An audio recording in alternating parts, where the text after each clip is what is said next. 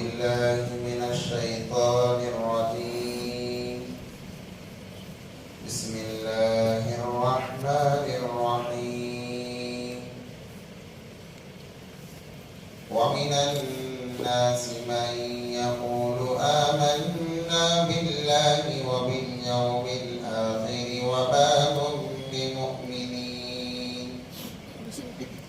يخادعون الله والذين آمنوا وما يخدعون إلا أنفسهم وما يشعرون في قلوبهم مرض فزادهم الله مرضا ولهم عذاب أليم بما كانوا يكذبون. وإذا قيل لهم لا تفسدوا في الأرض قالوا إنما نحن مصلحون ألا إنهم هم المفسدون ولكن لا يشعرون. وإذا قيل لهم آمنوا كما آمن الناس قالوا أنؤمن كما آمن السفهاء ألا إنهم هم السفهاء ولكن لا يعلمون. وإذا لقوا الذين آمنوا قالوا آمنا وإذا خلوا إلى شياطينهم قالوا إنا معكم إنما نحن مستهزئون الله يستهزئ بهم ويمدهم في طغيانهم يعمهون. أولئك الذين اشتروا الضلالة بالهدى فما ربحت تجارتهم وما كانوا مهتدين.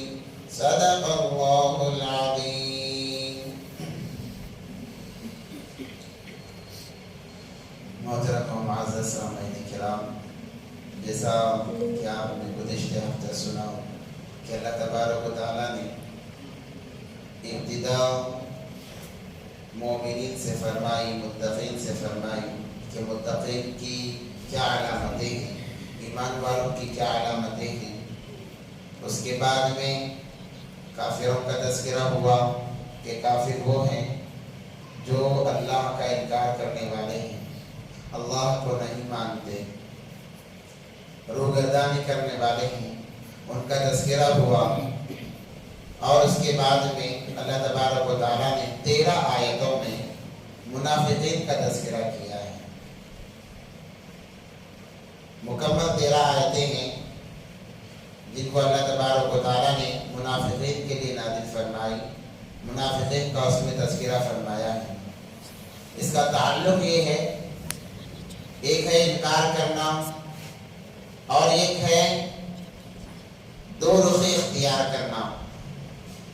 کافر تو وہ ہے جو سرے سے مانتا ہی نہیں اللہ تبارک و تعالیٰ کو، وہ تو انکار ہی کرتا ہے. اور منافق وہ ہے جو ظاہر سے اقرار کرتا ہے کہ ہم ایمان والے ہیں، مسلمان ہیں، اللہ کو ماننے والے ہیں، مگر اس کے باطن میں، اس کے دل میں کفر چھپا ہوا ہوتا ہے، اس کے دل میں نفاق ہوتا ہے، عداوت ہوتی ہے، بغض ہوتا ہے. مکے کے دور میں صرف 2 قسم کے لوگ تھے، ایک ایمان والے اور ایک کافر. اللہ کو ماننے والے، اللہ کا انکار کرنے والے، 2 ہی لوگ تھے. مگر جیسے ہی نبی پاک صلی اللہ علیہ وسلم مکے سے ہجرت کر کے مدینہ تشریف لے گئے، وہاں پر 3 لوگوں کا سابقہ پڑا. وہاں 3 طبقے ہو گئے، ایک ایمان والے جو اللہ کو ماننے والے ہیں جن کے بارے میں گزر چکا، اور دوسرے کافر جن کا تذکرہ بھی گزشتہ ہفتے گزر چکا، اور تیسرے منافقین. مکہ کے اندر منافقین نہیں تھے، مگر مدینے کے اندر ان کا ایک جھنڈ تھا، ایک گروہ تھا، جن کے دلوں میں نفاق تھا، وہ جب مسلمانوں سے ملتے تو مسلمانوں جیسا برتاؤ کرتے، اور مسلمانوں کے علاوہ سے ملتے تو کہتے کہ ہم تو تمہارے ساتھ میں ہیں۔ اور یہ سلسلہ اس وقت سے جب چلا ہے، قیامت تک یہ سلسلہ چلتا رہے گا۔ یہ نہیں کہ معاملہ مدینہ المنورہ تک محدود تھا، ایسا نہیں ہے، یہ قیامت تک چلتا رہے گا۔ قیامت تک منافقین باقی رہیں گے، یہ تینوں گروہ باقی رہیں گے، اللہ کو ماننے والے، اللہ کا انکار کرنے والے اور منافقین لوگ، یعنی وہ جس سے ملتے ہیں ان جیسے بن جاتے ہیں، یہ قیامت تک ہی باقی رہیں گے، ان کا سلسلہ ختم نہیں ہوگا۔ اور اللہ کے نبی پاک صلی اللہ علیہ وسلم کو جتنا منافقین سے تکلیف پہنچی ہے، منافقین نے تکلیف پہنچائی ہے، کافروں نے اتنی تکلیف نہیں پہنچائی، کیونکہ ان کا کفر واضح تھا۔ نبی پاک صلی اللہ علیہ وسلم کو معلوم تھا کہ کافر ہیں، اگر تکلیف بھی پہنچاتے تو وہ اتنا معنی نہیں رکھتی، مگر ایک انسان وہ ہے جو اپنائیت کا ثبوت دیتا ہے، کہتا کہ ہم تمہارے ہیں۔ جیسے ہم لوگ کہتے ہیں کہ اگر کوئی پرایا تکلیف دے دے کوئی معاملہ نہیں ہے، کوئی اپنا تکلیف دے وہ ہمیشہ باقی رہتا ہے۔ تو یہی معاملہ نبی پاک صلی اللہ علیہ وسلم کے ساتھ ہوا کہ کافروں کے متعلق پتہ تھا، ان کا کام بھی تکلیف دینا تھا، مگر منافق جو اپنے آپ کو ایمان والے حلقوں میں جب آتے کہتے ہم مسلمان، ہم ساتھ میں رہنے والے، اور جب ایمان والوں سے الگ ہو جاتے، یہودیوں کے پاس چلے جاتے، تو ان سے کہتے ہم تو مذاق کر رہے تھے، ہم تو ان کے بھید بھاؤ جاننے کے لیے ان جیسے رویے کو اپنے اختیار کیا تھا۔ تو اس سے نبی پاک صلی اللہ علیہ وسلم کو بہت زیادہ تکلیف ہوئی، اور اسی لیے منافقین کے متعلق جیسے گزشتہ ہفتے میں آپ نے سنا ہوگا کہ کافر کے لیے جہنم ہے ہی، مگر منافقین کے لیے جہنم کا نچلا حصہ ہے۔ ان المنافقین فی الدرک الاسفل من النار، کہ اللہ تبارک و تعالیٰ انہیں جہنم کے نچلے حصے میں جہاں آگ کی تپش زیادہ ہوتی ہے، جہاں عذاب زیادہ مقدار میں ہوتا ہے، اللہ تبارک و تعالیٰ وہاں پر انہیں ڈالیں گے، کیونکہ ان کے رویے بدلتے رہتے ہیں، ان کے معاملات بدلتے رہتے ہیں، ان کے روپ بدلتے رہتے ہیں، پتہ نہیں چلتا کہ کب ساتھ میں ہو لیں اور کب ہمارا ساتھ چھوڑ دیں۔ تو پورے 13 آیتوں کے اندر اور اللہ تبارک و تعالیٰ نے اس رکوع کے اندر ان کے لیے مثالیں بیان کی، اللہ تبارک و تعالیٰ نے کہ منافقین کی مثال کیسی ہیں، مثالوں کے ذریعے سے 2 مثالیں دی اللہ تبارک و تعالیٰ نے اس رکوع کے اندر، مثال دے کر سمجھایا کہ ان سے اپنے آپ کو بچائے رکھو۔ یہ لوگ دنیا کے لیے دین کو داؤ پر لگانے والے ہیں، جب دین اور دنیا کا معاملہ آتا ہے دین کو بیچ دیتے ہیں۔ اسی لیے اللہ تبارک و تعالیٰ نے آگے چل کر کہا کہ یہ ان کی تجارت بڑی بےہودہ تجارت ہے، کہ یہ دنیا کے بدلے دین کو بیچ دیتے ہیں اور دنیا کو خرید لیتے ہیں۔ اللہ تبارک و تعالیٰ نے اس کا تذکرہ کیا اور مثالیں بھی دی۔ اب مختصر سے ترجمے کے ساتھ انشاءاللہ تشریح کریں کہ اللہ سے دعا ہے کہ اللہ تبارک و تعالیٰ صحیح معنوں میں تشریح کرنے کی توفیق عطا فرمائے۔ وَمِنَ النَّاسِ مَن يَقُولُ آمَنَّا بِاللَّهِ وَبِالْيَوْمِ الْآخِرِ وَمَا هُمْ بِمُؤْمِنِينَ، اور لوگوں میں سے بعض لوگ کہتے ہیں کہ ہم ایمان لائے اللہ پر اور آخرت کے دن پر، وَمَا هُمْ بِمُؤْمِنِينَ، حالانکہ وہ ایمان والے نہیں ہیں۔ یعنی ان کا کہنا یہ ہوتا ہے کہ ہم تو ایمان والے ہیں، ہم اللہ پر بھی ایمان لاتے ہیں، یعنی جب وہ مسلمانوں سے ملتے تو علن اعلان کہتے کہ ہم کلمہ لا الہ الا اللہ پڑھتے ہیں، ہم اللہ پر بھی ایمان رکھتے ہیں، آخرت کے دن پر بھی ایمان رکھتے ہیں، ہم تو مسلمان ہیں۔ تو اللہ فرما رہے ہیں کہ لوگوں میں سے وہ لوگ جو یہ کہتے ہیں کہ ہم ایمان لائے اللہ پر اور آخرت کے دن پر، وما ہم بمؤمنین، حالانکہ وہ ایمان والے نہیں، مومنین میں سے نہیں ہیں۔ یخادعون اللہ والذین آمنوا، وہ دھوکہ دیتے ہیں اللہ کو اور ایمان والوں کو۔ یعنی ان کا یہ کہنا کہ ہم مسلمان ہیں یہ دھوکہ دینا ہے، ایک تو مسلمانوں کو بھی دھوکہ دے رہے ہیں اور اللہ کو بھی دھوکہ دے رہے ہیں، مگر انسان اللہ کو دھوکہ نہیں دے سکتا، انسان کو دھوکہ تو دے سکتا ہے مگر اس کا دھوکہ موت پر ختم ہو جائے گا، اور کوئی انسان اللہ کو دھوکہ ہرگز نہیں دے سکتا۔ یخادعون اللہ والذین آمنوا، یہ دھوکہ دیتے ہیں اللہ تبارک و تعالیٰ کو اور ایمان والوں کو۔ وما یخدعون الا انفسهم وما یشعرون، وہ دھوکہ نہیں دیتے مگر اپنے آپ کو، اور ان کے اندر بالکل سمجھ نہیں ہے۔ جو یہ سمجھ رہے ہیں کہ ہم مسلمانوں کو دھوکہ دے رہے ہیں، جب ان کے ساتھ ہوتے ہیں تو ان کا روپ اختیار کر لیتے ہیں، جب ان سے الگ ہو جاتے ہیں تو غیروں کا روپ اختیار کر لیتے ہیں۔ تو اللہ فرما رہے ہیں وہ نہ ایمان والوں کو دھوکہ دے رہے ہیں نہ اللہ کو دھوکہ دے رہے ہیں، بلکہ وہ اپنے آپ کو دھوکہ دے رہے ہیں، یعنی آخرت کا نقصان اٹھا رہے ہیں۔ دنیا کا نقصان ہے ہی ہے، اس کے ساتھ ساتھ یہ لوگ آخرت کا بھی نقصان اٹھا رہے ہیں۔ تو یہاں پر اللہ تبارک و تعالیٰ نے مسلمانوں کو دھوکہ دینا کہا کہ یہ مسلمانوں کو نہیں بلکہ اللہ کو دھوکہ دے رہے، مجھے دھوکہ دے رہے ہیں۔ جو انسان مسلمانوں کو دھوکہ دیتا ہے وہ مسلمانوں کو دھوکہ نہیں دیتا بلکہ وہ اللہ کو دھوکہ دیتا ہے، وہ اللہ کے ساتھ بغض رکھتا ہے، وہ اللہ کے ساتھ حسد رکھتا ہے، وہ اللہ کے ساتھ چال بازی کرنے والا ہے۔ وہ لوگ یہ سمجھتے ہیں کہ جو لوگ مسلمانوں کو دھوکہ دے رہے ہیں ان کے ساتھ حسد کر رہے ہیں۔ تو اللہ تبارک و تعالیٰ نے ایمان والوں کو، جو ایمان والے ہیں، ان کو اپنے ساتھ جوڑ لیا، کہا کہ ان کو دھوکہ دینا گویا کہ مجھے دھوکہ دینا ہے، مسلمانوں سے حسد کرنا، ایمان والوں سے حسد کرنا گویا کہ مجھ سے حسد کرنا ہے۔ اسی لیے آج کل جو لوگ مسلمانوں کے خلاف سازشیں کر رہے ہوتے ہیں یہ ایمان والوں کے خلاف سازش نہیں ہے بلکہ یہ اللہ کے خلاف سازشیں ہیں۔ اسی لیے جب اللہ کا عذاب آتا ہے اتنا سخت ہوتا ہے کہ لاکھوں لوگ اس کے اندر برباد ہو جاتے ہیں، کیونکہ ان کا دھوکہ وہ ایمان والوں کے ساتھ خاص نہیں ہوتا بلکہ وہ اللہ کے ساتھ ہو جاتا ہے۔ تو فرما رہے ہیں اللہ تبارک و تعالیٰ وما یخدعون الا انفسهم، وہ دھوکہ نہیں دے رہے مگر اپنے آپ کو، وما یشعرون، انہیں سمجھ نہیں ہے، انہیں شعور نہیں ہے، وہ سمجھ رہے ہیں کہ ہم ایمان والوں کو دھوکہ دے رہے ہیں حالانکہ وہ اپنے آپ کو دھوکہ دے رہے ہیں۔ فی قلوبہم مرض، اللہ تبارک و تعالیٰ نے فرمایا کہ ایسے لوگوں کے دلوں میں مرض ہے، بیماری ہے۔ دیکھو بیماری مرض دو طرح کا ہوتا ہے، ایک جسمانی بیماری ہوتی ہے اور ایک روحانی بیماری ہوتی ہے۔ جیسے غذا کے اعتبار سے ایک جسمانی غذا ہوتی ہے اور ایک روحانی غذا ہوتی ہے۔ اللہ نے انسان کو مٹی سے بنایا اور اس کے غذا کا انتظام بھی اللہ نے مٹی سے کیا، اس لیے انسان دو چیزیں کھاتا ہے، وہ مٹی سے بنی ہوئی کھاتا ہے، یعنی مٹی کی پیداوار سے کھاتا ہے، اور ایک چیز ہے روح، اس کی بھی غذا ضروری ہے۔ جب انسان جیسے جسم کو غذا دینا چھوڑ دے تو کمزور پڑ جاتا ہے، ویسے ہی روح کو غذا پہنچانا چھوڑ دے اس کی روح کمزور ہو جاتی ہے۔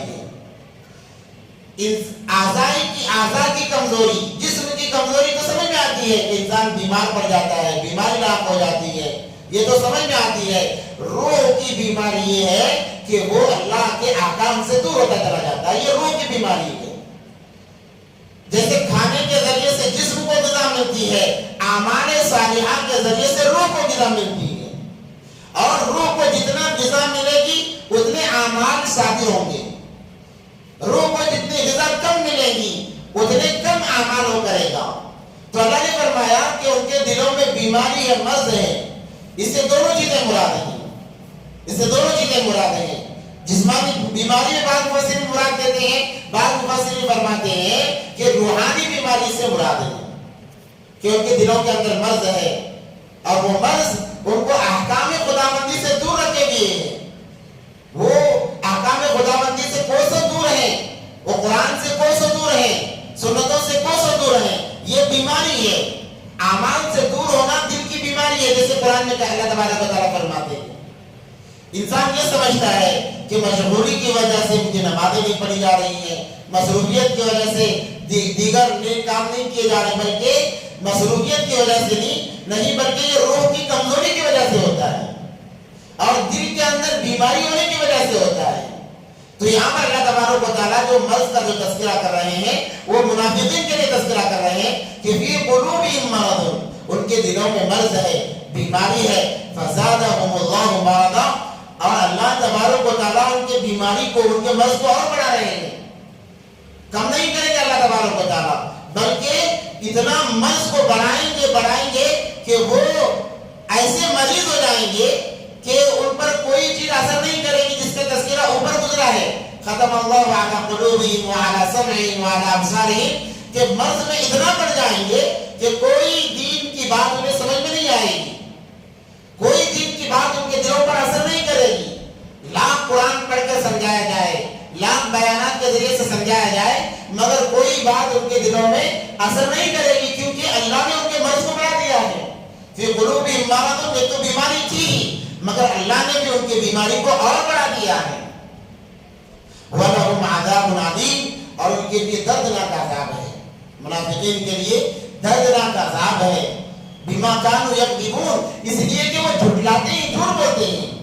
منافقین کی علامتوں میں سے 3 علامتیں بیان کی ہیں مفسرین کرام نے.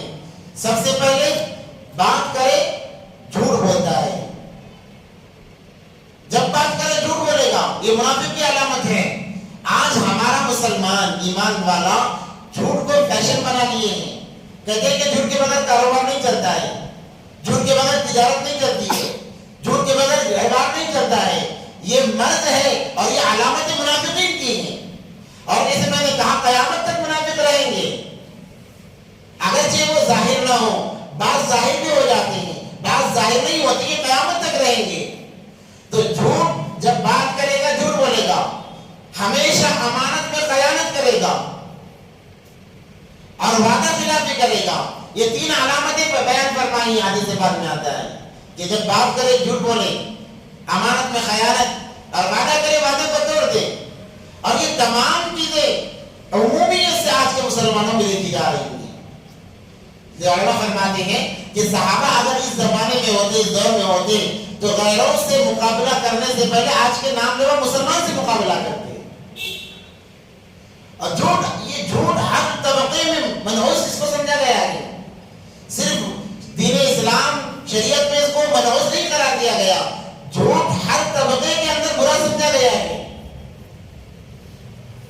اور مکے کے کافر بھی جھوٹ نہیں بولتے تھے. جب ابو سفیان سے بادشاہ نجاشی نے کہا کہ جو نبی تم میں ہے ذرا بتاؤ کیا وہ نبی کس خاندان سے ہے, تو اس نے کہا کہ وہ خاندان قریش سے, ہمارے خاندان سے ہے. تمہارے رشتہ دار ہیں؟ کہا کہ ہاں رشتہ دار ہیں. ذرا یہ بتاؤ کیا وہ جو باتیں بیان کرتے ہیں, پیش کرتے ہیں, کیا ان باتوں میں وہ آپ کو جھوٹے نظر آتے ہیں؟ تو ابو سفیان ابھی تک ایمان نہیں لائے ہیں. جو لوگ ایک جماعت کافروں سے پریشان ہو کر, کفار مکہ سے پریشان ہو کر حبشہ ہجرت کر کے گئی تھی تاکہ وہاں امن ملے گا, سکون ملے گا, وہاں ہم دین کا کام کر سکیں گے, تو ابو سفیان کے ساتھ چند مکے کے سردار وہاں تک پہنچے تاکہ انہیں وہاں راحت سے رہنے نہ دیا جائے, وہاں جا کر ان کو حبشہ سے بھی نکال دیا جائے. تو پہلے زمانے میں ایک رواج تھا, اگر آپ کو کسی ملک میں جانا ہے تو اجازت دینی پڑے گی, اور کسی کے متعلق کچھ کرنا ہوگا تو وہاں کے بادشاہ سے اجازت دینی پڑے گی. تو یہ لوگ تحفے تحائف لے کر بادشاہ کے دربار میں گئے اور جا کر بادشاہ کو ورغلایا, بادشاہ کو بھڑکایا کہ وہ عیسیٰ علیہ السلام کے بارے میں غلط سلط باتیں کرتے ہیں, عیسیٰ علیہ السلام کو خدا کا بیٹا نہیں مانتے, عیسیٰ علیہ السلام کو برا بھلا کہتے ہیں. تو بادشاہ نے اس جماعت کو بلایا, تو اس کے اندر حضرت جعفر رضی اللہ تعالیٰ عنہ تھے. تو انہوں نے ایک زبردست تقریر کی اور عیسیٰ علیہ السلام کے مطابق انہوں نے وضاحت کی. بادشاہ بڑا خوش ہوا. اس کے بعد میں جب یہ لوگ تحفے تحائف لے کر گئے ہیں تو بادشاہ نے ابو سفیان سے پوچھا کیا وہ تمہارے خاندان سے ہیں؟ اگر چاہتے تو جھوٹ بول سکتے تھے, مگر انہوں نے جھوٹ نہیں بولا, کہا کہ ہاں ہمارے خاندان سے ہیں, اور یہ بھی کہا کہ وہ ہمارے خاندان میں سب سے اونچے مقام پر ہیں. اور کہا کیا ان کی باتوں میں تمہیں جھوٹ نظر آتا ہے؟ کیا تم نے ان کو کبھی جھوٹ بولتے ہوئے دیکھا ہے, سنا ہے؟ تو یہ کہتے ہیں کافر ہونے کے باوجود کہ ہم نے بچپن سے انہیں دیکھا ہے مگر کبھی ان کے زبان سے ہم نے جھوٹ نہیں سنا. اور جو وہ دعویٰ کرتے ہیں ہمیں پتا ہے کہ وہ اپنے دعوے میں بالکل سچے ہیں, وہ جھوٹے نہیں ہو سکتے. یہ ابو سفیان جو ایمان نہیں لائے, کفر کی حالت میں تھے, اس وقت میں یہ دعویٰ پیش کر رہے ہیں بادشاہ نجاشی کے سامنے. اور اس نے کہا کہ وہ کیا کبھی وعدے کو توڑتے ہیں؟ تو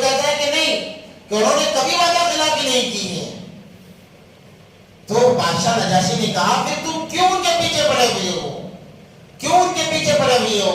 وہ کہتے ہیں ان کے خاندان کا معاملہ ہے، رشتہ داری کا معاملہ ہے کہ ان کے وہ خاندان میں اونچے مقام پر کوئی چلا جائے، رسالت کا نبوت کا دعویٰ کرے اور ہمارے خاندان میں نہ رہے، اس کی وجہ سے ہم ان کے پیچھے پڑے ہوئے ہیں۔ تو بتانا یہ مقصود ہے کہ کفر کی حالت میں بھی جھوٹ ان کو گوارا نہیں تھا۔ جھوٹ اتنی بڑی نحوست سمجھی گئی، ایمان سے پہلے بھی اور ایمان کے بعد میں بھی، نبوت سے پہلے بھی اور نبوت کے بعد میں بھی، اور ہر مخلوق کے اندر جھوٹ کو منحوس قرار دیا گیا ہے۔ ایک واقعہ کتابوں میں لکھا ہوا ہے، غالباً حیات الحیوان میں بھی یہ واقعہ ملے گا۔ ایک چونٹی، ایک اللہ والے تھے، انہوں نے دیکھا، جب انہیں پتا چلا کہ جھوٹ ہر مخلوق کے اندر منحوس ہے تو انہوں نے جائزہ لینے کے لیے کیا کیا، ایک گیہوں کا دانہ لے کر جہاں چونٹیوں کا قافلہ گزرتا وہاں پر رکھ دیا۔ ایک چونٹی آئی اور دیکھی، یعنی چونٹیوں کا جو سوراخ ہوتا ہے اس کے سامنے رکھ دیا۔ اللہ نے عجیب خاصیت ان کے اندر رکھی ہے کہ وہ میلوں دور سے محسوس کر لیتے ہیں، سن لیتے ہیں کہ کہاں پر کھانے کی جگہ رکھی ہوئی ہے۔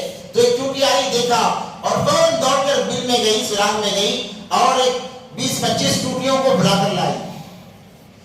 جیسے ہی وہ چونٹیاں آئی تو انہوں نے اس گیہوں کے دانے کو اٹھا لیا۔ وہ چونٹیاں آئی، چکر لگایا، واپس چلے گئی۔ یہ چونٹی وہیں پر گھومتی رہی تو انہوں نے دوبارہ اس کو وہاں پر رکھا۔ جب رکھا، دیکھا اس چونٹی نے پھرکا، پھر دوبارہ بھاگ کر گئی اور چند چونٹیوں کو بلا کر لائی۔ اس دفعہ 25 کے بجائے 20 آئی۔ تو جیسے ہی قریب آئے انہوں نے اٹھا لیا۔ وہ چونٹیاں آئی، چکر لگائی، دیکھی، واپس چلی گئی۔ وہ چونٹی پھر وہی رہی، انہوں نے اس دانے کو پھر وہاں پر رکھا۔ جب اس نے پھر محسوس کیا کہ یہاں پر کھانے کی چیز ہے، وہ تیسری مرتبہ بھی گئی۔ اب کی بار 10 آئی، انہوں نے دوبارہ اس کو اٹھا لیا، پورا چکر لگا کر پھر چلی گئی۔ پھر جب انہوں نے رکھا تو پھر گئی۔ اس کے بعد 5 چونٹیاں آئی اور آتے ہی انہوں نے اس دانے کو اٹھا لیا تو انہوں نے چکر لگایا۔ جب وہاں پر وہ چیز نہ پائی تو تمام چونٹیوں نے اس چونٹی پر حملہ کر دیا، بلکہ اس کے ٹکڑے ٹکڑے کر دیے۔ جیسے ہی انہوں نے دیکھا کہ اس چونٹی کا تو میں نے قتل کر دیا ہے، فوراً اس دانے کو وہاں پر رکھا تو تمام چونٹیوں نے محسوس کیا کہ واقعی یہ چیز یہاں پر ہے، تو افسوس کا اظہار کرنے کے لیے اس کے جو ٹکڑے کیے تھے ان ٹکڑوں کو لے کر اپنے سوراخ میں چلی گئی۔ بتانا یہ مقصود کہ انہوں نے جب پہلی مرتبہ جب انہیں بلایا گیا کہ کھانے کی چیز ہے، ایک سے نہیں اٹھائی جائے گی، آ جاؤ، تو تمام آئی، دیکھا کہ یہاں پر نہیں ہے تو انہوں نے کہا کہ جھوٹ بول رہی ہے۔ ایک مرتبہ، 2 مرتبہ، جب کئی مرتبہ یہ معاملہ ہوا تو انہوں نے یہ محسوس کیا کہ یہ جھوٹی ہے اور جھوٹوں کا ہمارے قافلے میں کوئی کام نہیں ہے، اس لیے اس کو قتل کر دیا۔ تو جھوٹ اتنی بڑی نحوست ہے، جب انسان، حدیث میں آتا ہے، جب انسان جھوٹ بولتا ہے فرشتے 1 میل دور اس کی بدبو سے بھاگ جاتے ہیں اور شیطان اس سے اتنا قریب ہو جاتا ہے، 1 میل دور بھاگ جاتے ہیں فرشتے اس کے جھوٹ کی بدبو کی وجہ سے۔ جھوٹ کے اندر اتنی بدبو ہوتی ہے، مگر آج ہمارا مسلمان کیا کہتا ہے کہ جھوٹ کے بغیر کاروبار نہیں چلتا، جھوٹ کے بغیر تجارت نہیں چلتی۔ یہی وجہ ہے کہ آج انسان حرام کا مرتکب بن جا رہا ہے، اس کی کمائی حلال کے بجائے حرام ہوتی جا رہی ہے اور حرام کھانے کی وجہ سے اعمال سے دور ہوتا چلا جا رہا ہے۔ اعمال سے دوری کی وجہ سے اس کے دل میں مرض پیدا ہو گیا اور یہ مرض بڑھتا بڑھتا اسے نفاق تک پہنچا دیتا ہے۔ آج مسلمانوں کے راز بتانے والے کوئی غیر نہیں ہے، بلکہ مسلمان ہیں جو اپنے راز بتاتے ہیں۔ مسلمان ہی اپنے رازوں کو بتاتے ہیں۔ آپ بتائیے، آج جو قانون وغیرہ پاس ہوئے، جنہیں ہم کالے بل پاس ہوئے کہتے ہیں، 3 طلاق کا معاملہ، کیا غیروں کو پتا تھا کہ 3 طلاق کسے کہتے ہیں؟ اگر پتا ہوتا تو 70 سال کا عرصہ گزرا، اس پر کام انہوں نے کیوں نہیں کیا؟ 3 طلاق کے متعلق خبر دینے والا مسلمان، اس کی وضاحت کرنے والا مسلمان، حجاب کے متعلق خبر دینے والا مسلمان۔ اس سے پہلے بھی حجاب عورتیں پہنا کرتی، بچیاں پہنا کرتی، مگر کوئی اشکال نہیں، کبھی اشکال نہیں ہوا۔ بعض دفعہ تو یہ دیکھا گیا کہ باقاعدہ مسلم لڑکیوں کو، مسلمان کی لڑکیوں کو کہا جاتا کہ آپ حجاب کے ساتھ میں آئیں۔ غیروں کے فنکشنوں میں بچیوں کو حجاب کے ساتھ دعوت دی جاتی، مگر اب کیا معاملہ ہوا اس کے خلاف؟ یعنی ہمارے رازوں کو بولنے والی ہے مسلمان ہی، کیونکہ طلاق کا معاملہ مسلمان جانتا ہے، حجاب کا معاملہ مسلمان جانتا ہے اور زبیر کا معاملہ کون مسلمان جانتا ہے. تو یہ تمام بیدوں کو بتانے والے یہ مسلمان ہیں اور انہی کو منافق کہا گیا ہے. یہی منافق ہیں. دین کو کافروں سے کفار سے جتنا نقصان نہیں ہوا اس سے کئی گنا زیادہ منافقوں سے نقصان ہوا ہے اور یہ قیامت تک چلتا رہے گا. تو اللہ نے فرمایا فی قلوبہم مرض فزادہم اللہ مرضا. اسی لیے اللہ تبارک و تعالیٰ نے جو منافق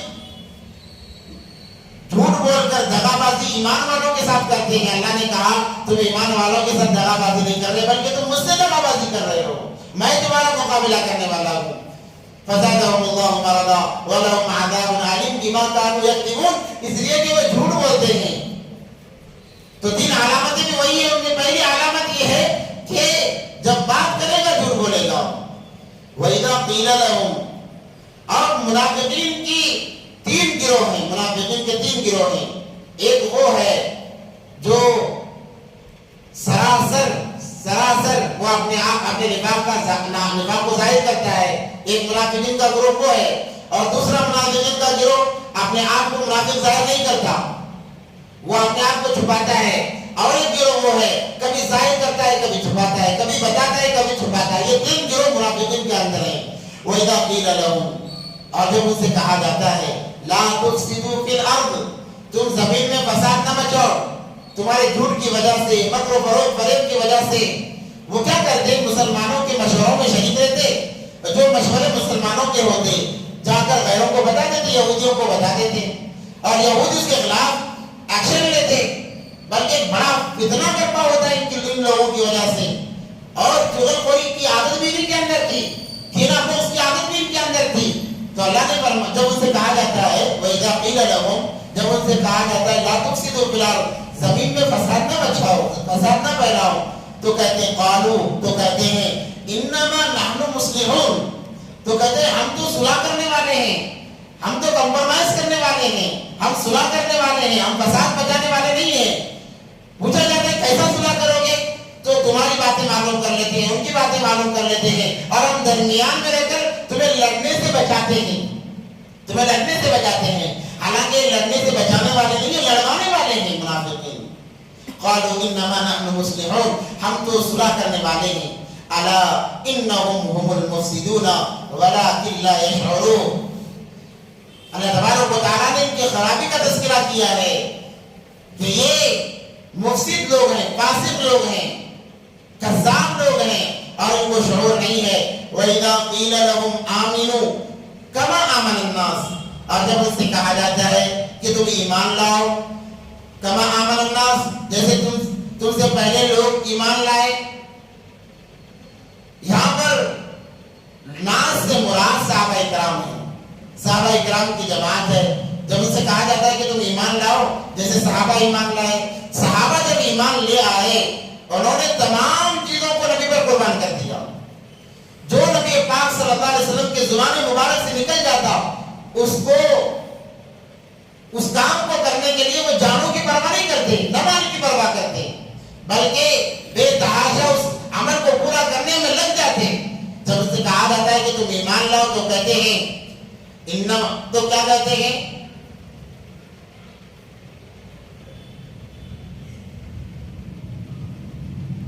وَإِذَا قِيلَ لَهُمْ آمِنُوا كَمَا آمَنَ النَّاسُ قَالُوا أَنُؤْمِنُ كَمَا آمَنَ السُّفَهَاءُ، کہ ہم ان جیسا ایمان لائیں جیسے بیوقوف ایمان لائیں.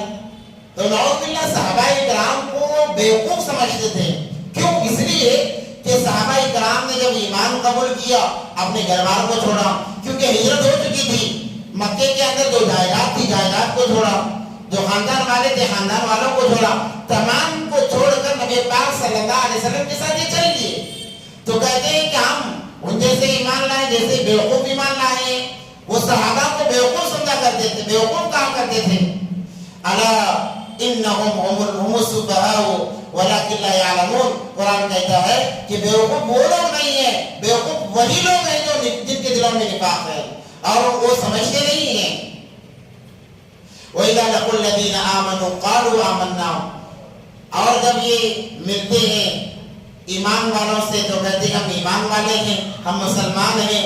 وَإِذَا خَلَوْا، اور جب یہ تنہائی میں ہوتے ہیں इला शयातीनिहिम व इदा खलौ इला शयातीनिहिम, और जब तन्हाई में होते हैं यानी ईमान वालों से अलग हो जाते हैं। यहाँ शैतान का लफ्ज इसलिए लाया है कि शैतान उसको कहते हैं जो बड़ा सरकश होता है। सरकश इंसान को भी शैतान कहा जाता है, या फिर शैतान की इत्तिबा करने वाले भी हो सकते हैं। तो कुरान कहते हैं, कुरान में है वइदा खलौ इला शयातीनिहिम, जब वो ईमान वालों से अलग होकर अपने मुखंडों के पास जाते हैं, अपने बड़ों के पास जाते हैं, यानी सरकश लोगों के पास जाते हैं, क़ालू इन्ना मअकुम, हम तुम्हारे साथ हैं। क्या कहते हैं जाकर कि हम तुम्हारे साथ में हैं।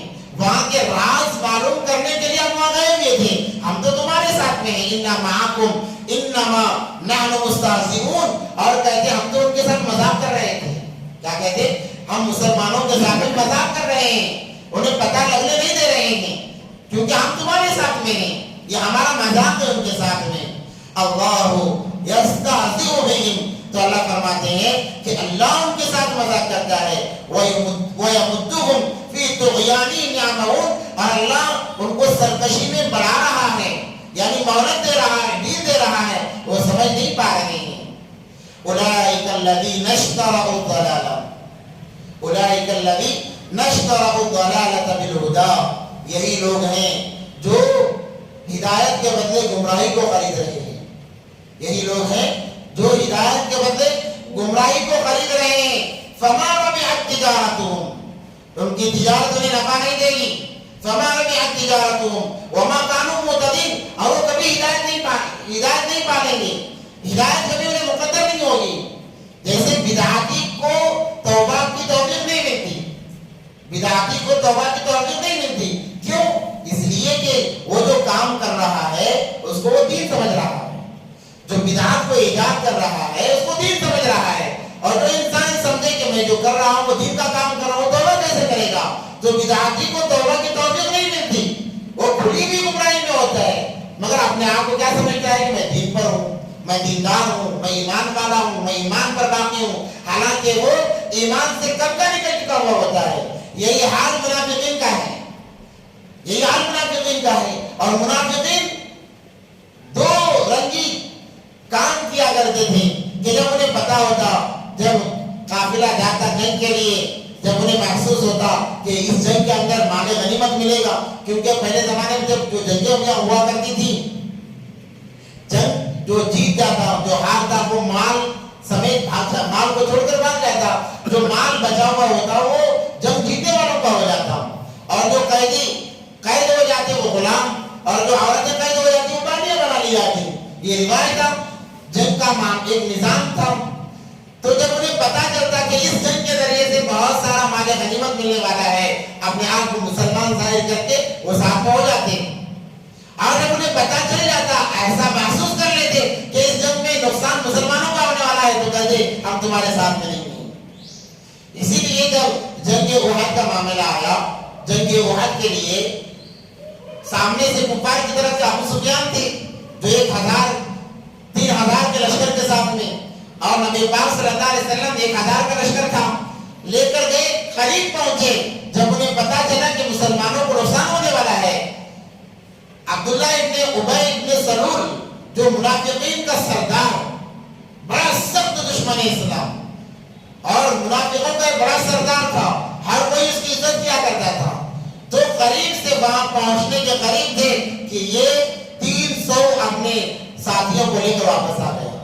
1,000 का काफिला गया हुआ था ईमान वालों का, उसके अंदर ये भी था, तो 300 के काफिले को लेकर ये वापस आ गया, जिसकी वजह से बड़ा नुकसान उठाना पड़ा जंग उहद के अंदर।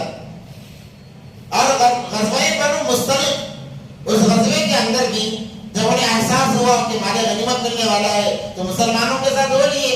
और जंग के अंदर जब मुसलमानों को पता हुई, मुसलमानों को कामयाबी मिली, बहुत सारा माले गनीमत मिला, तो ये अब्दुल्ला इब्न उबय इब्न सलूल, ये अंसार को, अंसार कहते हैं मदीने वालों को, मुहाजिर कहते हैं मक्के वालों को, क्योंकि इन्होंने हिजरत की मदीने की तरफ, तो इनको मुहाजिरीन के नाम से जाना जाता है, और अंसार मदीने वाले, इन्होंने इनका साथ दिया तो इनको अंसार के नाम से जानते हैं। तो ये अंसारी साहबा की तरफ से था। तो इसमें जब माले गनीमत तकसीम हुआ تو کہنے لگا کہ دیکھو تم انصار ہو، تم نے اپنی جائیدادیں ان کے نام کر دی ہے، تم نے اپنے کھانے میں ان کو شریک کیا ہے، یہ ننگے آئے تھے مکہ سے، یہ بھوکے آئے تھے مکہ سے، تم نے ان کا ساتھ دیا اور تم نے ان کو کپڑا دیا، تم نے رہنے کے لیے مکان دیا۔ اور انصار صحابہ نے جب نبی پاک صلی اللہ علیہ وسلم مدینے آئے تو صحابہ کو بھائی بھائی بنا دیا۔ اس لیے کہا جاتا ہے المسلم اخو المسلم، کہ ایک مسلمان دوسرے مسلمان کا بھائی ہے۔ اور انصار صحابہ نے ایسا معاملہ پیش کیا، اگر 1 ایکڑ کسی کی جائیداد پراپرٹی ہے تو آدھا ایکڑ اپنے جس کو وہ بھائی بنا دیے جاتے ان کو دے دیتے۔ اگر کسی کی 2 بیویاں ہیں، ایک بیوی کو طلاق دے دیتے، عدت کے بعد وہ صحابی سے نکاح کرا دیتے۔ یہاں تک انہوں نے معاملہ کیا، اپنے مال میں سے آدھا مال جن کو وہ بھائی بنا دیے گئے ان کے لیے حوالے کر دیا کہ تم مہاجر ہو، تم نے دین کے لیے ہجرت کی ہے، تم نے اپنے خاندان کو جوڑا، اپنے جائیداد کو جوڑا ہے، تو ہم تمہارا ساتھ دیتے ہیں۔ یہ معاملہ کیا تو غزوہ بنو مصطلق کے اندر اس منافقین کے سردار نے انصار میں سے ایک صحابی کو اشارہ کہ دیکھو تم سب تمام کو یکساں مال دیا گیا ہے، حالانکہ تم زیادہ حقدار ہیں، تم زیادہ حقدار ہو، تم ان سے زیادتی کا مطالبہ کرو، تم ان سے زیادہ حصے کے حقدار ہو، تمہیں تو دگنا حصہ ملنا چاہیے۔ اور ایک بڑا فتنہ وہاں پر کھڑا کیا، یہاں تک کہ مہاجرین اور انصار کی جماعت میں تلواریں نکل آئی، لڑائی کے قریب معاملہ ہو گیا۔ جب یہ خبر نبی پاک صلی اللہ علیہ وسلم کو پہنچی تو نبی پاک صلی اللہ علیہ وسلم فوراً آئے اور غصے کا اظہار کیا، اس معاملے کو رفع دفع کیا۔ تو یہ منافقین کا سردار ابن سلول کہتا ہے کہ تم ذلیل لوگوں کو مدینے سے نکال دو، جن کو تم لوگوں نے پناہ دی ہے، جنہوں نے تمہاری بادشاہت کو ختم کر دیا، جو ہجرت کر کے آئے مدینے پر وہ بادشاہت کر رہے ہیں، تم کیسے برداشت کرتے ہو؟ تم نے مدینے سے نکال دو۔ یہ نفاق لوگوں کے دلوں کے اندر ڈالنا شروع کر دیا۔ جب یہ بات نبی پاک صلی اللہ علیہ وسلم کو پہنچی تو بڑا صدمہ ہوا، اور اللہ کا ایک عجیب کرنا ایسا کہ ابن سلول کے بیٹے عبداللہ، ان کا نام عبداللہ ہے، وہ صحابی ہیں اور عاشق رسول ہیں۔ جب انہیں اس بات کا پتہ چلا، وہ مدینے کے باہر آ کر ننگی تلوار لے کر کھڑے ہو گئے۔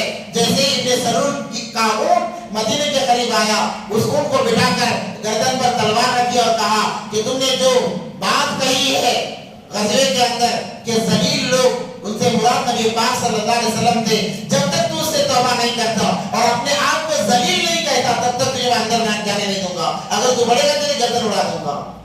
یہاں تک کہ تمام قافلہ گزر گیا مگر اس کو مدینے میں داخل نہیں ہونے دیا۔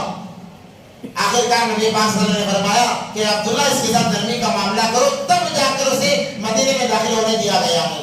اسی لیے قرآن کے اندر آگے بھی آ رہا ہے منافقین کے بارے میں کہ قیامت کے دن میں ان کے لیے ایسی رسوائی ہوگی کہ یوم یقول المنافقون والمنافقات للذین آمنوا انظرونا نقتبس من نورکم، کہ کل قیامت کے دن ایمان والوں کے ساتھ میں نور ہوگا، ایمان والوں کی جتنا ایمان اعلیٰ ہوگا ویسا نور زیادہ ہوگا۔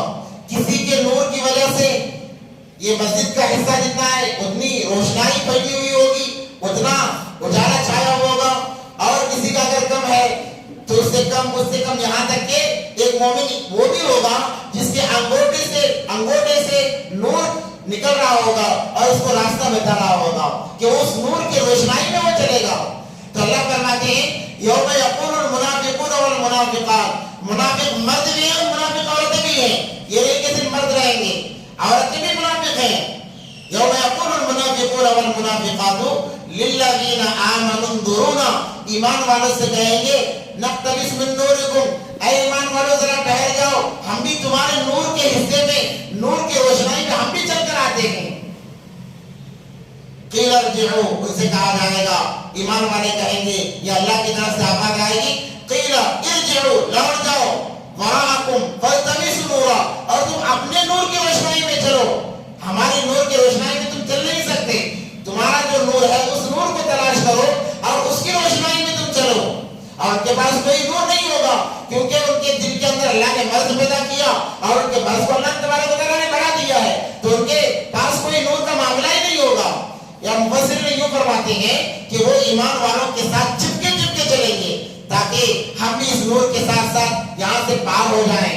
मगर अल्लाह तबारक व तआला उसी लम्हे में एक दीवार मुनाफिकीन के दरमियान और ईमान वालों के दरमियान बड़ी सी दीवार हाई फरमा देंगे।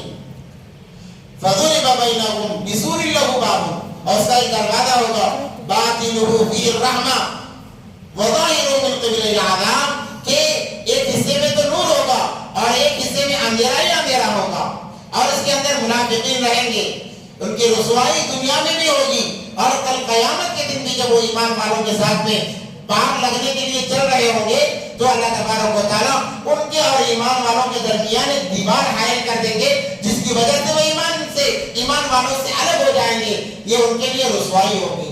या यूं फरमाते हैं कि वो लोग चलते चलते फुलसिरात तक आएंगे, फुलसिरात तक आ जाएंगे, मगर जैसे फुलसिरात का मामला वो खुद सामने आएगा, वहाँ इंसान अपने ईमान के रोशनाई में ही चल सकेगा, किसी और के ईमान के रोशनाई में नहीं चल सकेगा।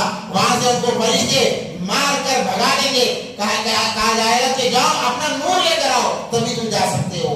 वो अफसोस करेंगे, वो अफसोस के मारे, परेशानी के मारे पुकारेंगे और ईमान वालों से कहेंगे, युनादूनहुम अलम नकुम मअकुम, ऐ ईमान वालों, ऐ मुसलमानों, क्या हम दुनिया में तुम्हारे साथ में नहीं थे?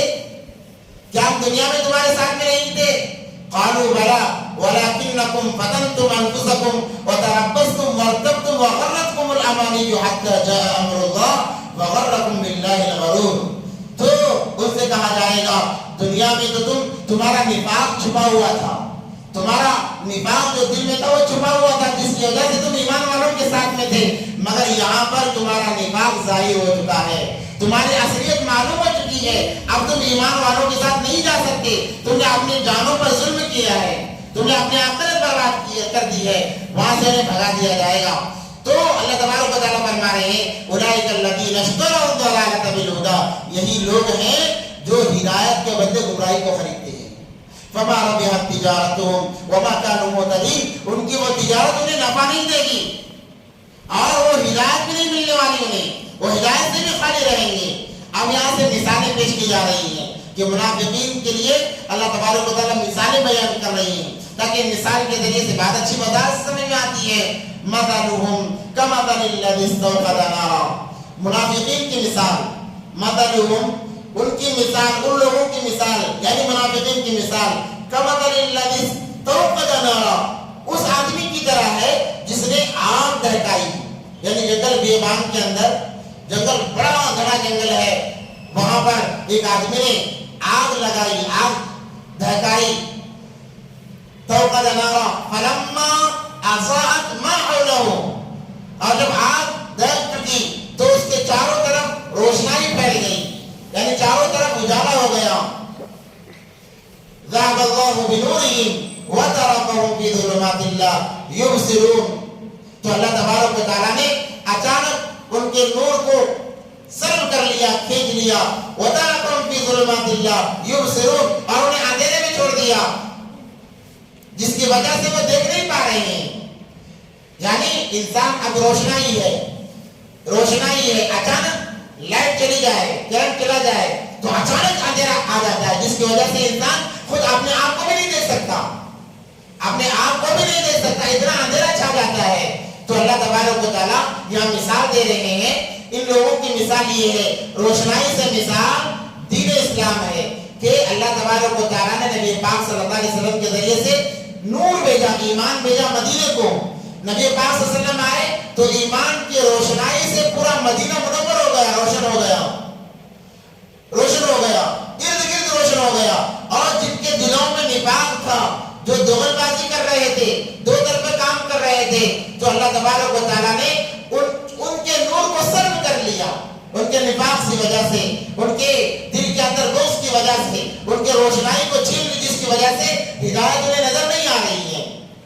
फिर ज़ुलुमातिल ला युबसिरून, उनको अंधेरे में छोड़ दिया। सुम्मुम बुकमुन उम्युन फहुम ला यरजिऊन, वो अंधे हैं, बहरे हैं, गूंगे हैं, वो लौट कर आने वाले नहीं हैं।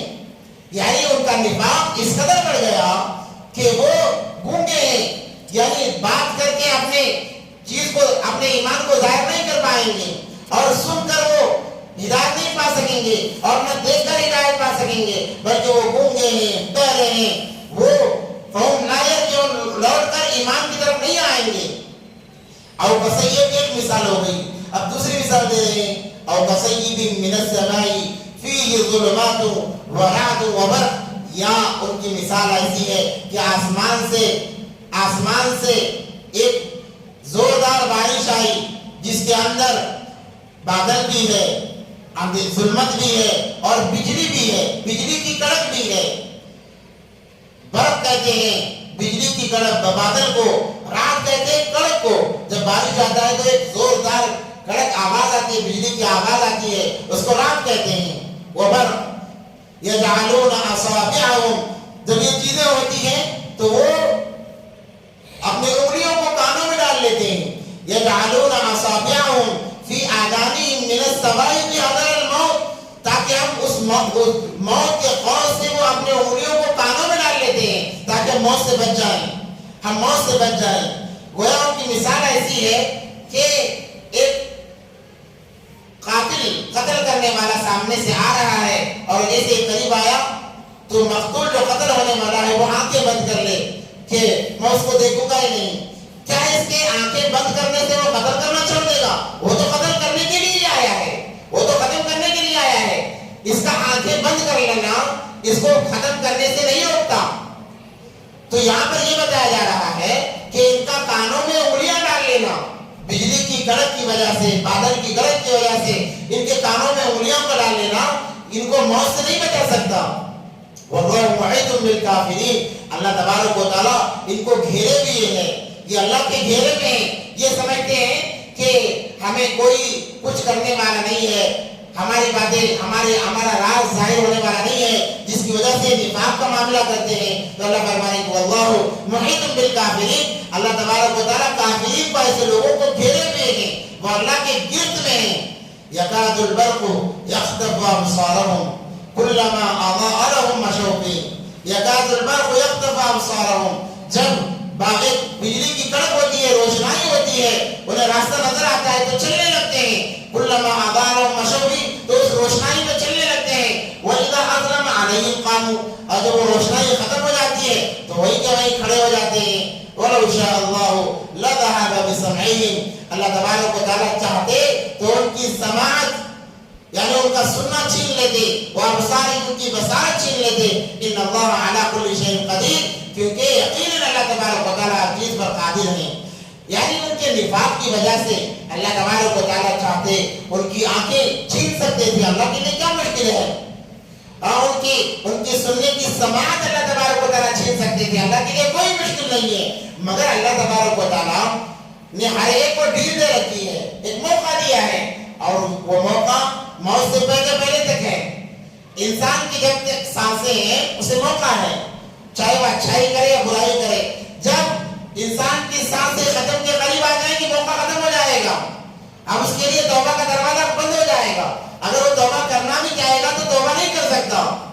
ان اللہ علی کل شیء قدیر. اللہ تبارک و تعالیٰ فرما رہے ہیں یقیناً اللہ ہر چیز پر قادر ہے. اللہ جو چاہے کر سکتے ہیں. اس کا مطلب یہ نہیں کہ چلو وہ جو چاہے کرتے رہیں، اللہ ہم پر مسلط نہیں ہو سکتے. اگر کوئی انسان اس غلط فہمی میں ہے تو انسان اس غلط فہمی سے نکل جائے، کیونکہ اللہ تبارک و تعالیٰ ہر چیز پر قادر ہے. اب اس کے بعد اللہ تبارک و تعالیٰ ان تمام گروہوں کو یعنی ایمان والوں کو، کافروں کو اور منافقین کو دعوت دے رہے ہیں توحید کی طرف، رسالت کی طرف اور آخرت کی طرف. تین چیزوں کی طرف دعوت دے رہے ہیں. ایک تو توحید کی طرف، ایک اللہ کو ماننے کی طرف، اور رسالت کی طرف، نبی پاک صلی اللہ علیہ وسلم کو آخری رسول مان کر ان کی تابعداری کی طرف، اور قیامت کے دن کی طرف کہ مرنا ہے، مرنے کے بعد جو حالات ہے اس کی طرف دعوت دے رہے ہیں. یہ دوسرا رکوع ہے. دوسرے رکوع کا کچھ حصہ پڑھ لیتے ہیں. اس کے بعد میں جنت کی نعمتوں کا تذکرہ، جو اس بات کو اپنا لیتے ہیں ان کے لیے جنت کی نعمتوں کا تذکرہ. اللہ کون سی نعمتیں کہ وہ تذکرہ ہے وہ انشاءاللہ اگلے ہفتے دیکھیں گے. یا ایھا الناس اعبدوا ربکم الذی خلقکم والذین من قبلکم لعلکم تتقون. اے لوگوں، یہاں پر اللہ تبارک و تعالیٰ ناس یا ایھا الناس کہہ رہے ہیں. یا ایھا الناس جب آتا ہے یہ تمام مجموعے کے لیے آتا ہے. یا ایھا الذین آمنوا ایمان والے کے ساتھ خاص ہے، مگر یا ایھا الناس کا جب تذکرہ آتا ہے تو اس کے اندر تمام انسانیت آ گئی، کیونکہ اس سے پہلے 3 طبقے کا ذکر گزرا، ایمان والوں کا، کافروں کا اور منافقین کا، تو یہ 3 طبقے ہو گئے، تو اس میں ہر کوئی شامل ہو گیا۔ تو اللہ تبارک و تعالیٰ یہاں پر ناس کا تذکرہ لا رہے ہیں، یا ایھا الناس اعبدوا ربکم، اے لوگو تم اللہ کی عبادت کرو، ایک اللہ کی عبادت کرو، توحید کی طرف دعوت دی جا رہی ہے۔ الذی خلقکم، وہ اللہ کون ہے؟ جس نے تمہیں پیدا کیا ہے۔ الذی خلقکم والذین من قبلکم، اور تم سے پہلے لوگوں کو بھی پیدا کیا۔ یہ نہیں کہ بس تمہیں پیدا کیا ہے، تم سے پہلے لوگ ایسے ہی پیدا ہو گئی اور انہیں پیدا کرنے والا کوئی اور ہے، یہ خیالات دل میں نہ آئے، یہ شکوک و شبہات ہمارے دلوں میں نہ آئے۔ اللہ اس کی وضاحت فرما رہے ہیں، یا ایھا الناس اعبدوا ربکم الذی خلقکم والذین من قبلکم، اے لوگو تم ایک اللہ کی عبادت کرو، اس کی عبادت میں کسی کو شریک نہ کرو، کسی کو، اور عبادت میں شرکت اللہ کو بالکل پسند نہیں ہے۔ عبادت کے اندر شرکت اللہ تبارک و تعالیٰ کو ہرگز پسند نہیں ہے۔ اسی لیے اللہ نے فرمایا ان اللہ لا یغفر ان یشرک بہ ویغفر ما دون ذلک لمن یشاء، اللہ اگر چاہے تمام چیزوں کو معاف کر سکتے ہیں سوائے شرک کے۔ جو انسان شرک کرتا ہے، اللہ کی عبادت میں کسی کو جوڑتا ہے، تو اللہ کہتے ہیں کہ میں اسے کبھی معاف نہیں کروں گا۔ اور میدان محشر میں 3 عدالتیں قائم ہوں گی، ایک کفر و شرک کی عدالت، ایک حقوق اللہ کی عدالت، ایک حقوق العباد کی عدالت، یہ 3 عدالتیں ہوں گی۔ ہر انسان کو ان 3 عدالتوں سے گزرنا پڑے گا، ہر انسان کو گزرنا پڑے گا۔ وہاں پر 2 عدالتوں کے اندر معافی نہیں ہے۔ ایک سب سے پہلے کفر و شرک کی جو عدالت ہے، وہاں پر کسی کی معافی نہیں ہے۔ انسان ساری زندگی اللہ اللہ کرتے، حج کرتے، روزہ، زکات، نماز، تمام چیزیں، تمام نیک عمل کرتے ہوئے جاتا ہے، جانے سے پہلے اگر شرک کر کے جاتا ہے، اللہ کی ساتھ کسی کو شریک کر کے جاتا ہے، اللہ کہیں گے اسے اس کے تمام اعمال کو غارت کر دیا جائے، اسے جہنم میں ڈال دیا جائے۔ اللہ معاف نہیں فرمائیں گے شرک کو، اور اس کے اندر تو بالکل معافی نہیں ہے۔ اور دوسری جو عدالت ہے وہ حقوق العباد کی، معاملات جسے ہم کہتے ہیں، معاملات، لین دین، رشتہ داری، یہ حقوق العباد میں شمار ہے، اس کے اندر بھی معافی نہیں ہے۔ اللہ فرمائیں گے جس کا تو نے حق مارا ہے، جاؤ اس سے معافی مانگو، اگر وہ معاف کر دے میں معاف کروں گا، ورنہ یہ چیز میرے اختیار میں نہیں ہے۔ عجیب بات ہے، ہر چیز اللہ کے اختیار میں ہے۔ ان اللہ علی کل شیء قدیر، مگر حقوق العباد کا جہاں معاملہ آتا ہے، بندوں کے حقوق کا جہاں معاملہ آتا ہے، اللہ فرماتے ہیں میرے اختیار میں نہیں، اگر وہ معاف کرے گا میں بھی معاف کر دوں گا، وہ معاف نہیں کرے گا میں بھی معاف نہیں کروں گا۔ اور حقوق اللہ جو عبادتیں ہیں، اعمال ہیں، اللہ فرمائیں گے اگر میں چاہوں گا معاف کر دوں گا، چاہوں گا پکڑ کر دوں گا۔ اور اللہ تو غفور الرحیم ہے، اللہ انسان کو معاف فرمانے والے ہیں، وہ تو ارحم الراحمین ہے، ہر ایک پر رحم کرنے والے ہیں۔ تو یہاں پر کیا فرمایا؟ اعبدوا ربکم، اپنے رب کی عبادت کرو، کسی کو شریک نہ کرو اس کے ساتھ میں۔ الذی خلقکم، جانتے بھی وہ رب کون ہے؟ جس نے تمہیں پیدا کیا ہے۔ والذین من قبلکم، اور تم سے پہلے لوگوں کو پیدا کیا ہے۔ اب یہاں پر ایک بات ہے کہ اللہ نے کہا تمہیں پیدا کیا اور تم سے پہلے لوگوں کو پیدا کیا، کیا اس کے بعد جو لوگ آئیں گے ان کو اللہ نے نہیں پیدا کیا؟ تو مفسرین اکرام فرماتے ہیں، حضرت تقی عثمانی صاحب رحمۃ اللہ علیہ اپنی کتاب میں لکھتے ہیں کہ اس سے مراد یہ نہیں کہ اس کے بعد کے لوگوں کو اللہ پیدا نہیں کرے گا۔ جتنی قومیں آئیں، جتنے نبی آئے، ہر نبی کی ایک قوم تھی، تو اللہ صحابہ سے فرما رہے ہیں تم سے پہلے لوگوں کو، یعنی تم سے پہلے جتنے انبیاء آئے، جتنی قومیں آئیں، تمام کو اللہ نے پیدا کیا، کیونکہ حضرت محمد صلی اللہ علیہ وسلم آخری رسول ہیں، آخری نبی ہیں، ان کے بعد کوئی نبی نہیں ہے، کوئی رسول نہیں ہے۔ گویا قیامت تک جو آنے والی انسانیت ہے وہ آپ ہی کی امت میں ہے، وہ آپ ہی کی امت ہے، آپ ہی کی امت میں شامل ہے۔ تو اب اس کے لیے الگ سے جملہ کہنا کہ آپ کے بعد کے لوگوں کو بھی میں اللہ پیدا کرنے والا ہے، اس کی کوئی ضرورت نہیں ہے۔ اس امت سے مراد تمام انسانیت آ گئی، اب اس کے لیے الگ جملے کو کہنا کوئی ضروری نہیں ہے۔ تو تم سے پہلے کو بھی اللہ نے پیدا کیا، تمہیں بھی پیدا کیا، تم سے پہلے جو لوگ گزرے ہیں ان کو بھی اللہ نے پیدا کیا، لعلکم تتقون، تاکہ تم سمجھدار بن جاؤ، عقل مند بن جاؤ۔ الذی جعل لکم الارض فراشا، اللہ وہ ہے جس نے تمہارے لیے زمین کو فرش بنایا. فراش کہتے ہیں فرش کو، اور بستر کو بھی کہتے ہیں. والسماء بناء، اور آسمان کو چھت بنایا. زمین کو فرش بنایا اور آسمان کو چھت بنایا. الذی جعل لکم الارض فراشا والسماء بناء، اللہ وہ ہے جو جس نے تمہارے لیے تمہاری راحت کو مد نظر رکھتے ہوئے زمین کو فرش بنا دیا تاکہ جہاں چاہو تم رہو، آرام کرو. تو انسان ایک زمین کے حصے پر آرام کرتا ہے، ایک زمین کے حصے پر چلتا پھرتا ہے، ایک زمین کے حصے پر اپنے کام کاج کر کے روزی کماتا ہے. تو یہ بڑا فرش ہو گیا. فرش اس لیے کہا کہ بستر جسے کہتے ہیں، فرش کو بستر بھی کہتے ہیں. تو انسان بستر میں آرام کرتا ہے. تو اس سے مراد یہی ہے کہ ایک تو تم آرام کرتے ہو، اور غذا کا حاصل کرنا وہ بھی آرام کا ذریعہ ہے، روزی کا حاصل کرنا وہ بھی ایک آرام کا ذریعہ ہے، اور چلنا پھرنا، اللہ کی نعمتوں، اللہ کی قدرت کو دیکھنا وہ بھی ایک آرام. انسان تفریح کے لیے جاتا ہے، نظاروں کو دیکھتا ہے تو اس کا دل خوش ہوتا ہے، اسے راحت ملتی ہے، سکون ملتی ہے. تو فرش کہتے ہیں سکون کی جگہ کو. تو اللہ نے فرمایا کہ زمین کو ہم نے تمہارے لیے فرش بنایا اور آسمان کو چھت بنایا. آسمان کو چھت بنایا تاکہ تمہارے لیے وہ سایہ کرتا رہے اور بہت ساری چیزیں تمہیں میسر کرتا رہے. تو دھوپ کے اوقات میں کبھی سائبان آتے ہیں، بارش کے ذریعے سے کبھی نعمتیں مل جاتی ہیں. تو آسمان کو چھت بنایا. وَأَنزَلَ مِنَ السَّمَاءِ مَاءً، اب تذکرہ کر رہے ہیں، اور آسمان اور نازل کیا آسمان سے پانی کو.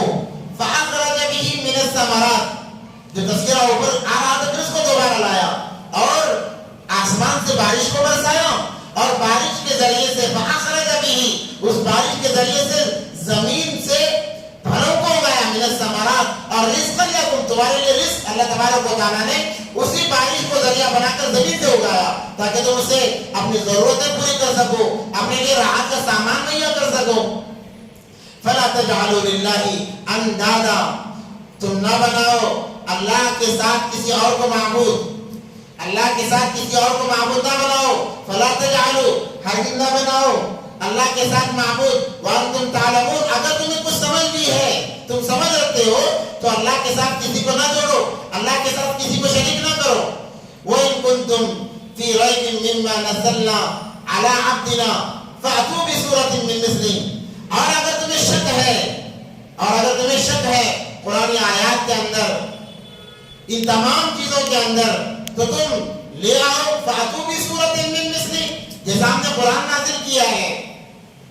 یہ کفار مکہ اور منافقین سے اور تمام سے مطالبہ ہو رہا ہے. اگر تمہیں اس میں شک ہے، قرآن میں شک ہے، تو تم ان جیسی کوئی صورت لے آؤ. فَأْتُوا بِسُورَةٍ مِّن مِّثْلِهِ، اس جیسی کوئی ایک صورت لے آؤ تاکہ ہم بھی تو دیکھیں تم کیسا کلام لاتے ہو. کیونکہ عربوں کو اپنی زبان پر بڑا ناز تھا، وہ اپنی زبان کو بہت گندا سمجھتے ہیں.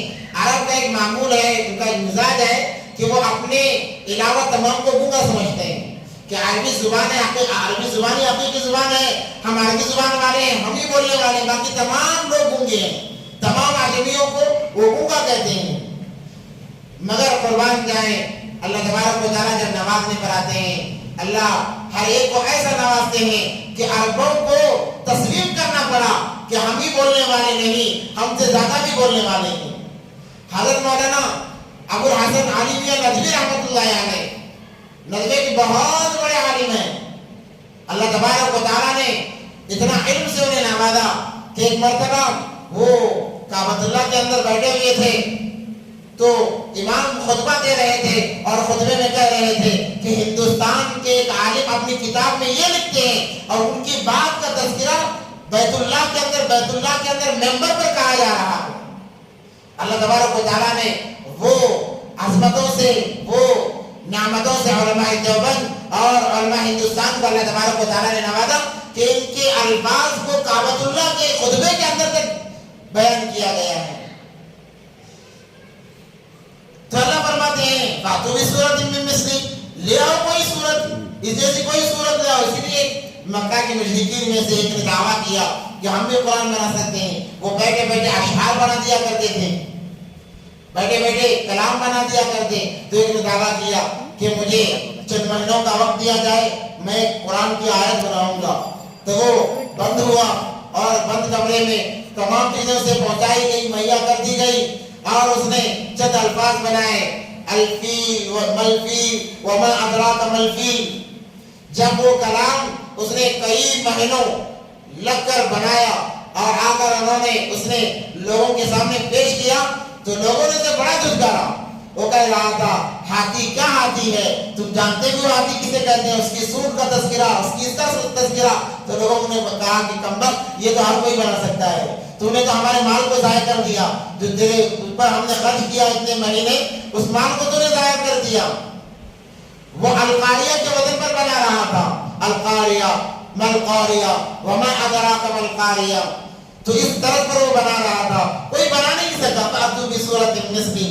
اور اللہ فرماتے ہیں اس ایک سورت کو بنانے کے لیے ودعو، تم بلا لو، شہداءکم من دون اللہ، اللہ کے علاوہ جتنوں کو چاہے بلا لو، انسانوں کو بلا لو، جنات کو بلا لو، ہر مخلوق کو بلا لو، اور بلا کر تمام اکٹھے ہو جاؤ اور ایک ادنا سی سورت بنا کر دکھا دو، یا ایک آیت تم بنا کے دکھا دو.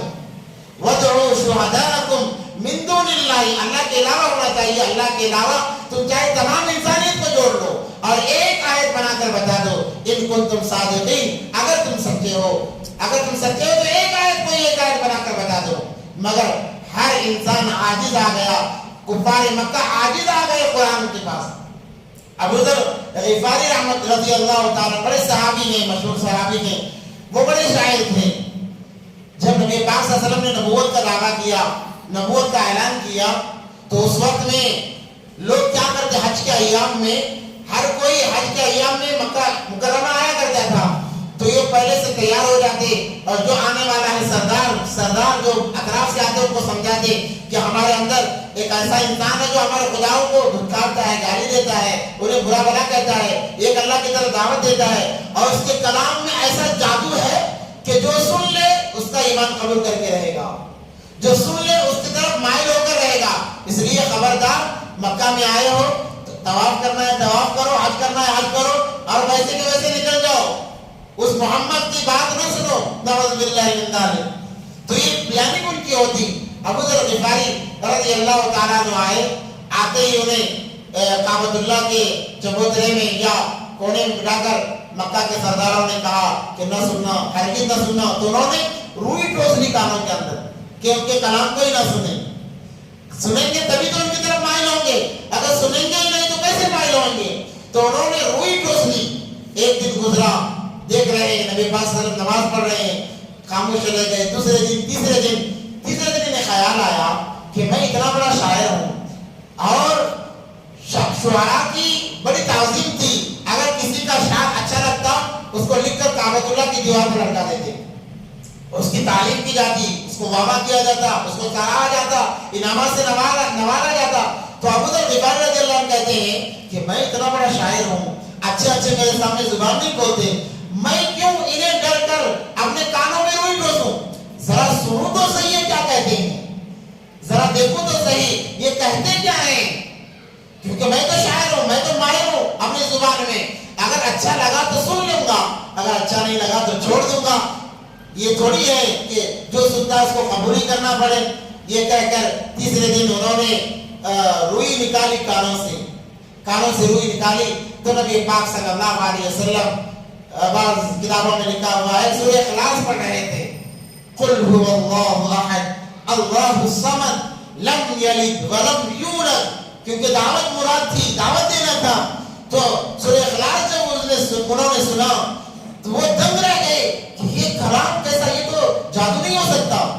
اور ان کو جادو اور غیر جادو میں بڑا فرق معلوم تھا. انہیں جادوئی کلام کیسا ہوتا ہے، ساحری کلام کیسا ہوتا ہے، اور غیر جادوئی کلام کیسا ہوتا ہے، وہ بڑا پرکھتے تھے.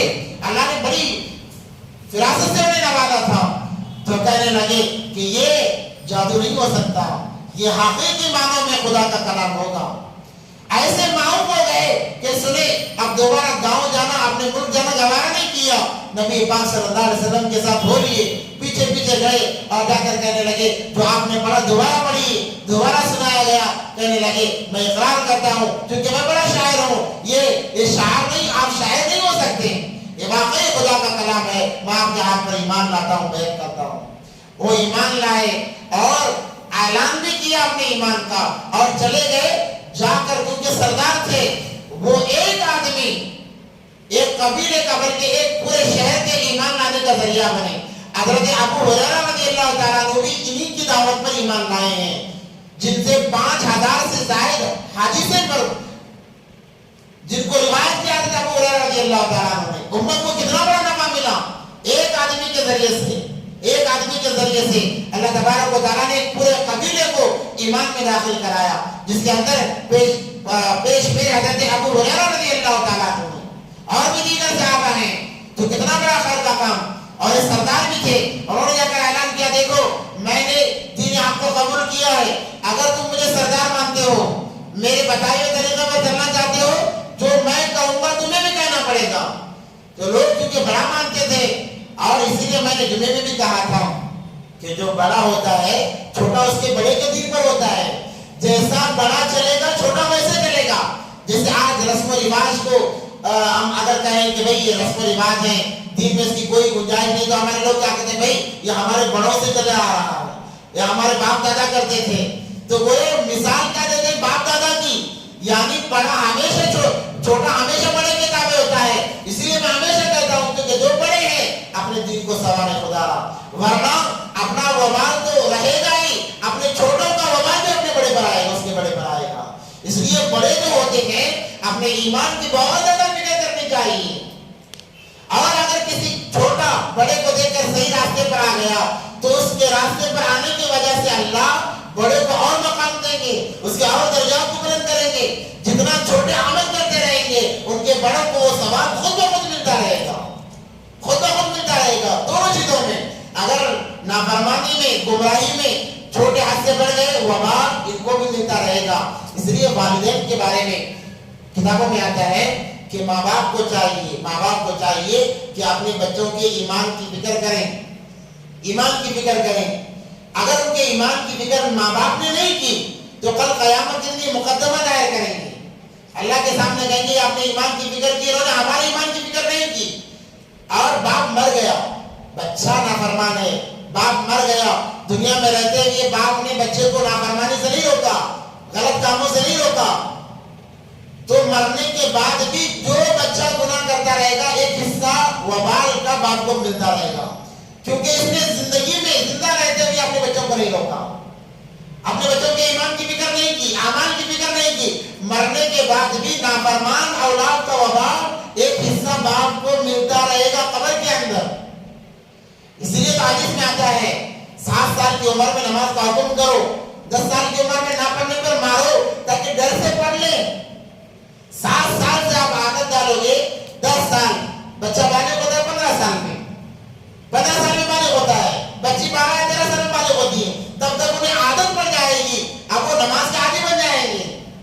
اگر ہم نے یہ کام نہیں کیا تو ان کی گناہ کا وبال، اگر اسے جو بھی گناہ کیا ہو، زنا کیا ہے زنا کا وبال باپ کو ملے گا، حرام کاری کی ہے حرام کمائی کمایا ہے اس کا وبال باپ کو ملے گا، اور یہ سلسلہ مرنے کے بعد بھی چلے گا. اس لیے چھوٹے ہمیشہ بڑوں کے دین پر ہوا کرتے ہیں.